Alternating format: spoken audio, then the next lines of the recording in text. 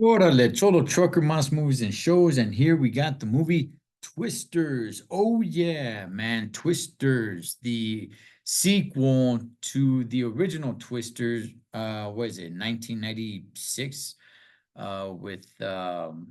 With Helen Hunt and Bill Paxton. So, all right, man, I was waiting for this movie to come out. Now, I did go see the first one in theaters, and I liked it.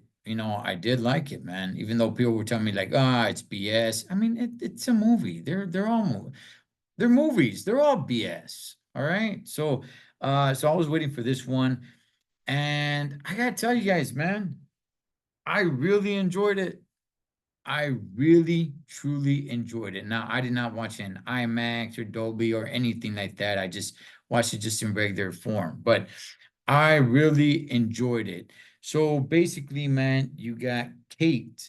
I don't know her real name. You guys see her, the actress right there saying on the truck. I don't know her real name because I don't give a rat's ass, but her name in the movie is Kate. And then you got Glenn Powell, who plays Tyler. I forgot his last name. I think Owens. And the beginning of the movie is extremely predictable. I mean, it is super predictable. I knew exactly what was going to happen in the beginning of the movie, and I'm sure you guys will as well, right? But I'm still not going to kill it. You guys see what I did there? Huh? The beginning of the movie. I'm not gonna kill it. All right. So anyway, man, it's 5 years later, after she she has moved on. So she's a storm chaser. She goes chasing tornadoes and everything. But after an incident happens, uh, she leaves the field of that. She heads out. She's an Oklahoma girl. She heads out to New York, where she's out there.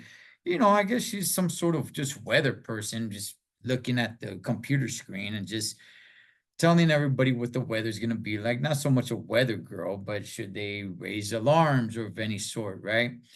And one of her old teammates had joined the military, comes out of the military, and says he's got some pretty cool freedom of technology where they can go ahead and they can, really do some good research on tornadoes. And he needs her to jump back into the field, and he's got a whole new crew and a lot of money backing him up.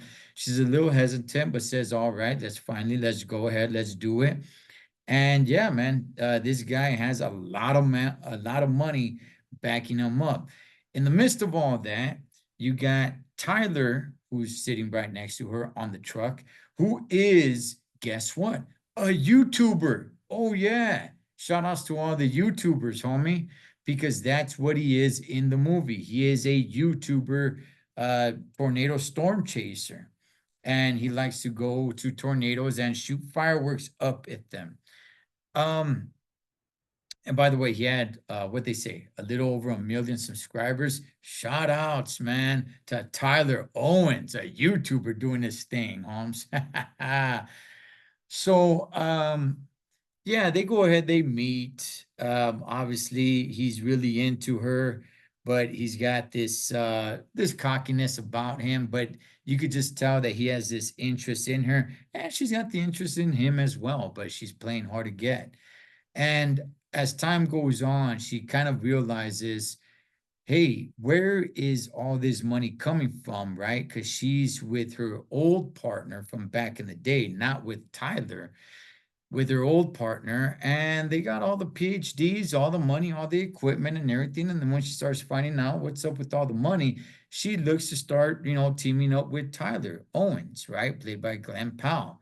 And him and his team are basically what the old team were from the first Twister, right? With Bill Paxton and Helen Hunt and Philip Seymour Hoffman and that one dude who was in the movie Speed, and he was Ferris Bueller's best friend Cameron. They were more of that group, right? They didn't have the money, they didn't have the PhDs, they didn't have all that stuff. They just had the passion for it. And they start growing closer together, and it just seems like man, tornadoes are just popping off numerous of times a day. That's what it seemed like, at least. All in all, I gotta tell you guys, man, I really enjoyed the movie. I really did. Of course, it's not realistic. It's a movie. It is fiction. All right. We don't need to be pointing out like, whoa, wait a second. How come this didn't happen? How come that didn't? Whoa, where that doesn't make any sense. Of course not. It's a movie, just like in the original Twister. I remember going to high school and the science teacher explaining how unrealistic it was. And I'm like, okay, guy, I just enjoyed the movie. I don't give a rat's ass. But nonetheless, let me go ahead and throw this out there. There is little to no connection, little to zero connection to the original Twister. This is definitely a standalone sequel.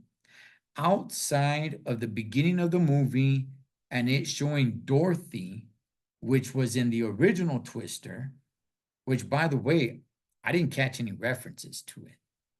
Now, maybe some references went over my head, and maybe some of you guys could let me know. Oh man, there was all kinds of references to the original Twister.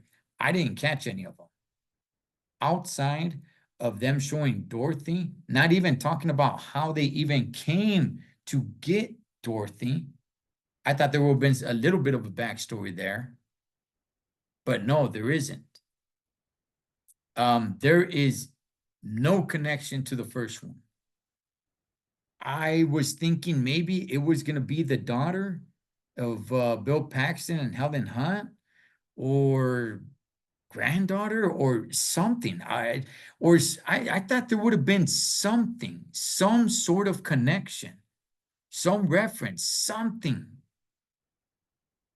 Maybe just show a picture and, hey, that was my mentor once upon a time, or anything. But there was absolutely nothing outside of showing Dorothy in the very beginning of the movie.